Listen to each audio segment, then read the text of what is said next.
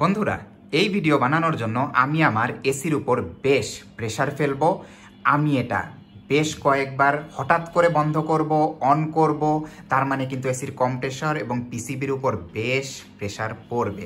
তবে কেন আমি এটা করছি সেটা দেখার জন্য অনুগ্রহ করে না টেনে আমার পুরো ভিডিওটা দেখবেন, তাহলেই বুঝতে পারবেন যে আমি কোন ফিচারটি আপনাদেরকে দেখাচ্ছি এবং এটি আপনাদের কি কাজে আসবে। হ্যালো বন্ধুরা, আসসালামু আলাইকুম। আপনাদের সবাইকে স্বাগত জানাচ্ছি আমার চ্যানেল ট্রিক স্টেশনে। আমার এই চ্যানেলে আমি নিয়মিত আমার বাসায় থাকা বিভিন্ন হোম অ্যাপ্লায়েন্সের টিপস ট্রিক্স আপনাদের সাথে শেয়ার করি। তারই ধারাবাহিকতায় আজকে আমি হায়ার এসির একটি হিডেন কিন্তু অত্যন্ত প্রয়োজনীয় ফাংশন আপনাদের সাথে শেয়ার করব।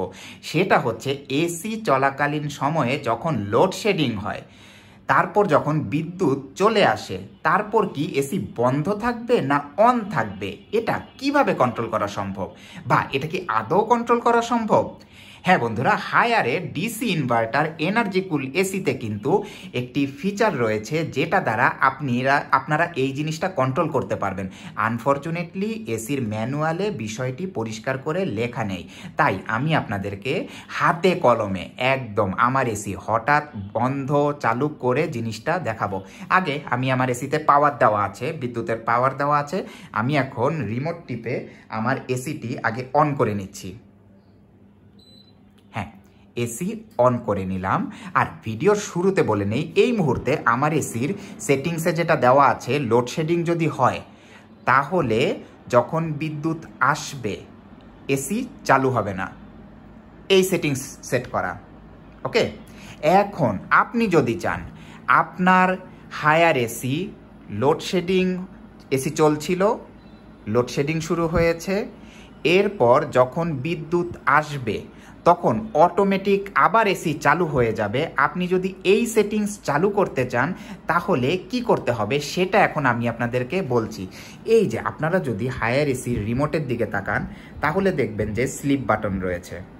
এখন স্লিপ বাটনে পরপর 10 বার খুব দ্রুত বা 5 সেকেন্ডের ভিতরে যদি 10 বার প্রেস করেন রিমোটের দিকে তাক করে, তাহলে যদি সাকসেসফুলি 10 বার প্রেস করার পর আপনার এসি 4 বার বিপ বিপ বিপ বিপ আওয়াজ করে, তাহলে বুঝবেন যে তার এই মেমোরি ফাংশনটি অন হয়ে গিয়েছে।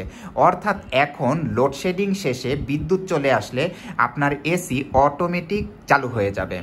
আসুন আপনাদেরকে জিনিসটা হাতে কলমে দেখাই। আমি এখন রিমোটের স্লিপ বাটনটি 10 বার প্রেস করব।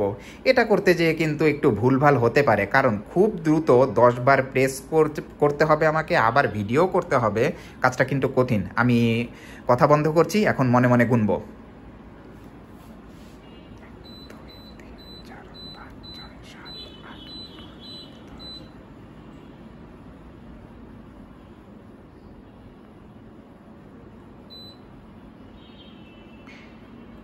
না, হয় নাই। আমি বোধহয় 9 বার প্রেস করেছি।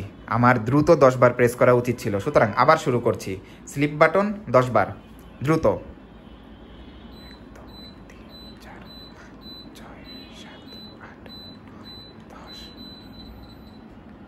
ইয়েস, এবার কিন্তু 10 বার প্রেস হয়েছে এবং আশা করি প্রেস হওয়ার পর এসি যে 4 বার বিপ বিপ বিপ বিপ করেছে সেটা আপনারা শুনতে পেয়েছেন। এর মানে যেটা হচ্ছে লোডশেডিং এর পর এখন আমার এই এসি নিজে থেকেই বিদ্যুৎ আসলে আবার অন হয়ে যাবে। এখন ফাংশনটি তো টেস্ট করতে হবে, তাই না?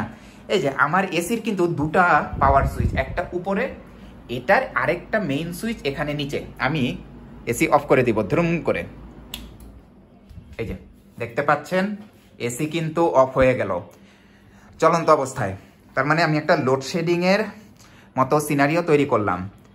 এখন দেখি, এটা আবার আমি সুইচ টিপে অন করব, দেখি এবার এসি কি হয়। হ্যাঁ, অন করেছি।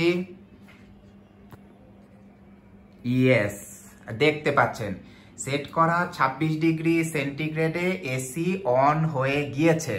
তার মানে আমার মেমোরি ফাংশন কিন্তু কাজ করছে। সুতরাং আপনারা যারা চান চলন্ত অবস্থায় যদি লোডশেডিং হয় তাহলে কারেন্ট আসার পর যদি এসি নিজে থেকেই চালু করে ফেলতে চান, তাহলে এভাবে আপনি আপনার হায়ার রিমোটের এই স্লিপ বাটনটি 10 বার প্রেস করে এই অপশনটি অন করে নিতে পারবেন। ওকে, এবারে আমি দেখাবো উল্টোটা, অর্থাৎ এসি চলছে, লোডশেডিং হলো, কিন্তু আপনি চাচ্ছেন যে বিদ্যুৎ চলে আসলে এসি আর অন হওয়ার দরকার নাই, তাহলে কি করবেন? তাহলেও একই কাজ করতে হবে আপনাকে, সেটা হচ্ছে স্লিপ বাটনটি 10 বার প্রেস করতে হবে। আর এখন যেই জিনিসটা হবে, 10 বার প্রেস করার পর আপনার এসি 2 বার বিপ বিপ করবে। 2 বার বিপ বিপ মানে হচ্ছে এই অপশনটি, মেমোরি ফাংশনটি বন্ধ হয়ে গিয়েছে। ওকে, আচ্ছা দেখি আমি নির্ভুলভাবে একবারেই 10 বার প্রেস করতে পারি কিনা স্লিপ বাটন।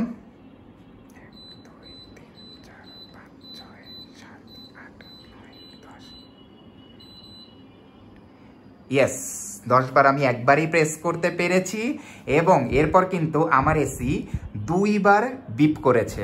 ওকে, তার মানে হচ্ছে ম্যানুয়াল অনুযায়ী এটা কিন্তু এখন লোডশেডিংয়ের পর আর নিজে থেকে চালু হবে না।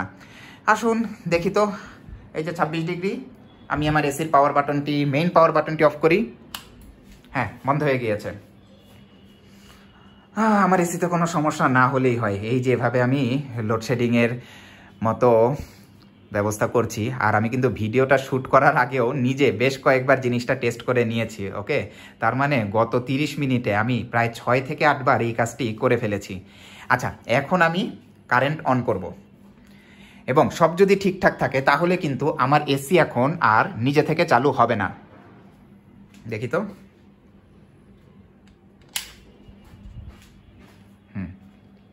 ইয়েস, হ্যাঁ, দেখলেন যে এসির ডিসপ্লেতে লাইট এসেছিল, এরপর কিন্তু ডিসপ্লে বন্ধ হয়ে গিয়েছে এবং ফিনটা এখন ক্লোজ হয়ে যাবে। দেখি,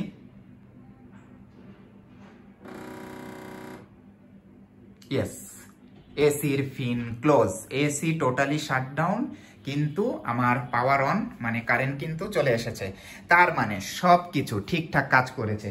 এখন আশা করি এই ফিচারটি আপনারা অনেকেই অনেক দিন ধরে খুঁজছিলেন। তবে আপনার রিমোটে যদি স্লিপ বাটন না থাকে তখন কি করবেন?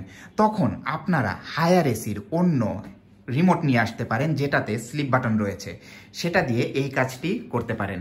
তবে যদি দেখেন যে এই 4 বার বিপ বা 2 বার বিপ হচ্ছে না, তাহলে বুঝে নেবেন যে আপনার হায়ার এসিতে এই মেমোরি ফিচারটি নেই। বুঝতে পেরেছেন?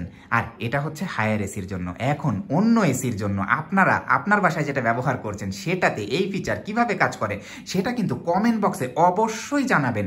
কারণ আমি মনে করি যে আমার এই ভিডিওটা, আমার চ্যানেলে আমি আজ পর্যন্ত এসি রিলেটেড যতগুলা টিপস শেয়ার করেছি তার মধ্যে সবচাইতে গুরুত্বপূর্ণর মধ্যে একটা। হ্যাঁ, এনার্জি সেভিং অবশ্যই সবচেয়ে গুরুত্বপূর্ণ, কিন্তু আমার কাছে মনে হয় যে তারপর সবচেয়ে গুরুত্বপূর্ণ এটা। সুতরাং আমরা যদি কমেন্ট বক্সে নিজেদের এসির ব্র্যান্ডের এই ফাংশনালিটি কিভাবে কাজ করে সেটা শেয়ার করি, তাহলে আমাদের যারা ভিউয়ার্স আছেন তারা কিন্তু সবাই উপকৃত হবেন। এবং আমার এই ভিডিওটি আমি নিশ্চিত আপনার অবশ্যই কাজে এসেছে। এখন আপনার কাজ হচ্ছে ভিডিওটি লাইক করে আপনার পরিবার, পরিজন, বন্ধুবান্ধব, কলিগদের সাথে শেয়ার করে দেওয়া, এবং আমার চ্যানেলটিকে যদি এখনও সাবস্ক্রাইব করে না থাকেন তাহলে সাবস্ক্রাইব বাটনটি প্রেস করুন, নোটিফিকেশন বেল আইকনটি অন করুন। সবাইকে ধন্যবাদ। আল্লাহ হাফেজ।